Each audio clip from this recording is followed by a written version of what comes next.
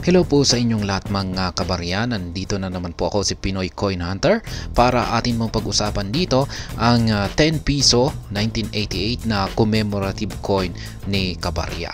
Ayan, ito po yung kanyang overside. Yan, ito lamang po yung kanyang kuha. Wala po siyang kuha sa kanyang likuran or reverse side. Yan, kita-kita po natin dito ang 1988 10 piso Republika ng Pilipinas. Isa po itong commemorative coin. Ayan, medyo malabo po. Medyo malabo lamang po yung kanyang kuha sa kanyang barya na ito. Pero masasabi kong medyo parang good condition naman po siya. Kaya yan, kinuhanan po niya ng larawan ito para itanong kung magkano po ang bentahan nito sa mga community groups. Yan, mga community groups, kung magkano ba ang bentahan nito ngayon. Kaya yan po ang ating pag-uusapan dito. At syempre, bago po natin pag-usapan yung presyuhan sa mga community groups ay kilalanin po muna natin ito kay Numista, kasi meron na rin pong presyuhan kay Numista. Yan, yun nga lang at talagang mababa po talaga ang presyuhan kay Numista.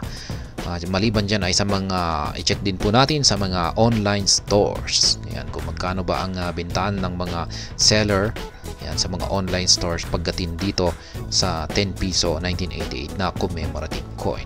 Kaya yan, umpisahan po natin kay Numista para malaman po natin at mas makilala natin ang 10 piso coin na ito. Yan, eBay po yan. Umpisahan po natin dito kay Numista. Yan, meron po siyang sample dito. Ayan, mas malinaw po yung kanyang kuha. Yan, ang dami pong mga gasgas. Masasabi ko pong heavy use po ito kapag ganito yung kalagayan or itsura ng ating barya. Yan.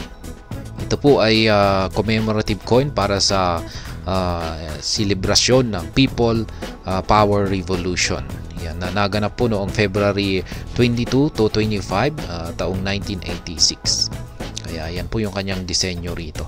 Ito po yung reverse side. Ito yung overside. Kitang-kita po natin dito yung coat of arms. Yan, coat of arms, Republika ng Pilipinas, at saka yung taon na 1988. At yung kanyang face value na 10 piso. And ito naman yung kanyang reverse side. Nakikita natin dito ang grupo ng mga tao.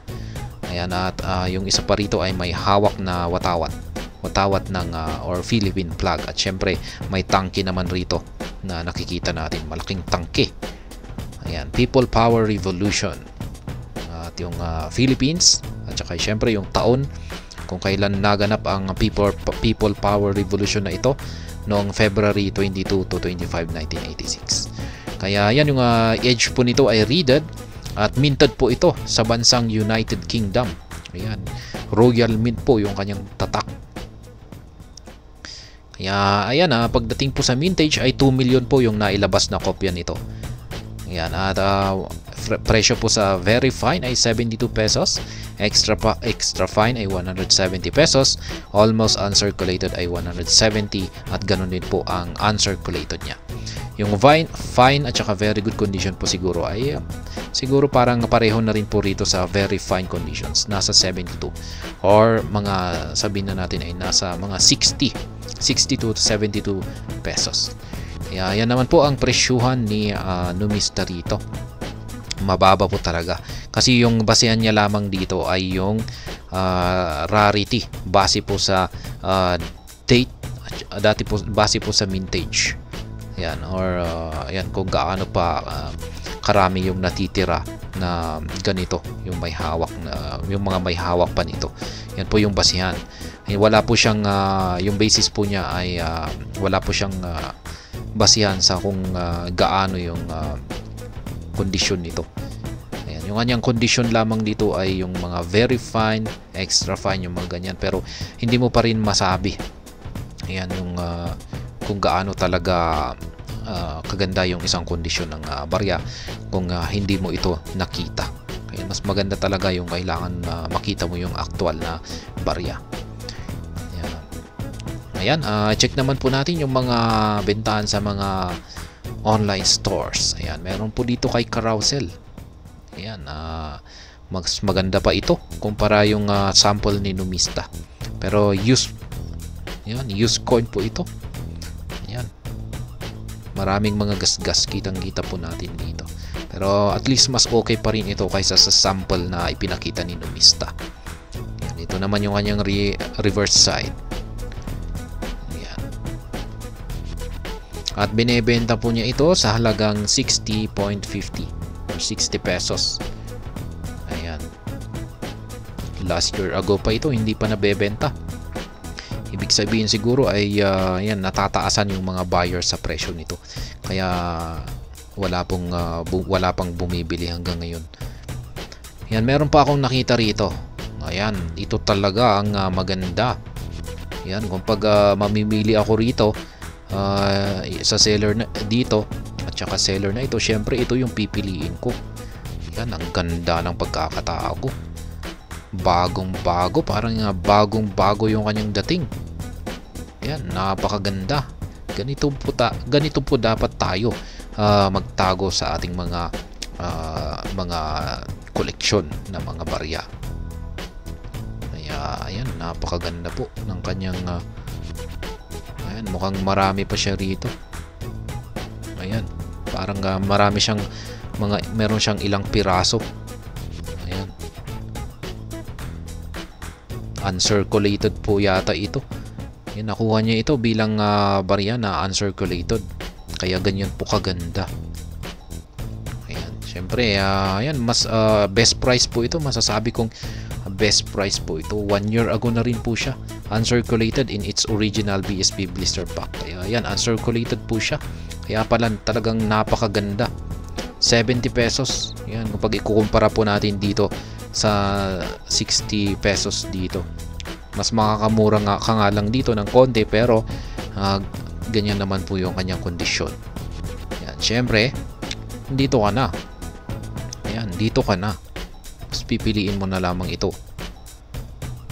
Ayan, dito naman kay eBay, ayan, meron din po tayo rito.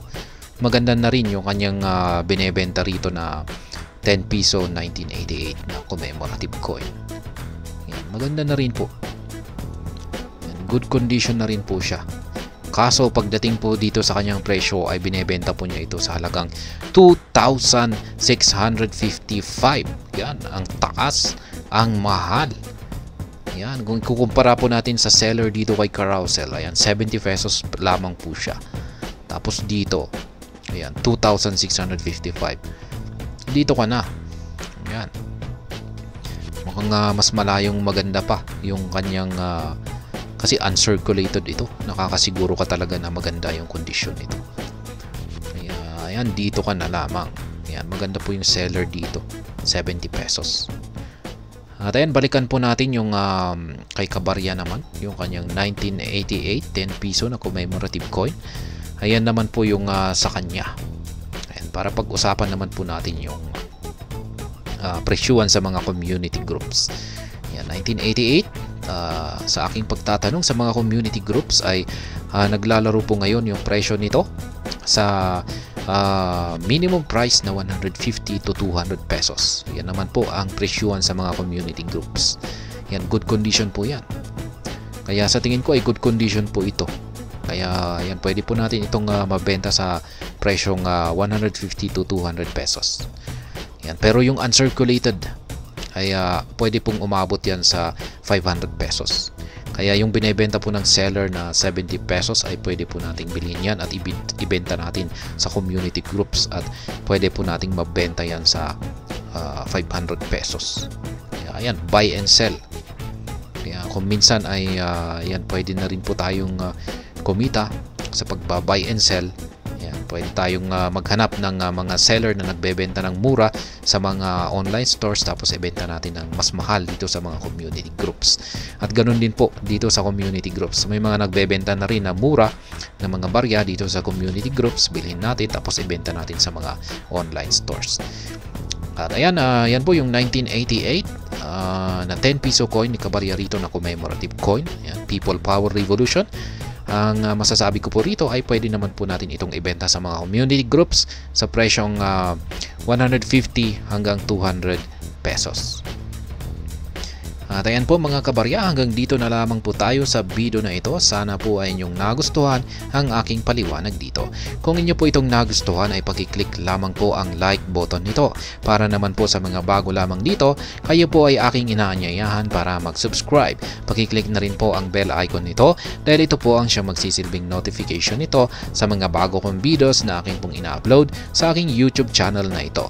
Marami pong salamat sa panonood. Ingat po tayo lagi at God bless po sa ating lahat.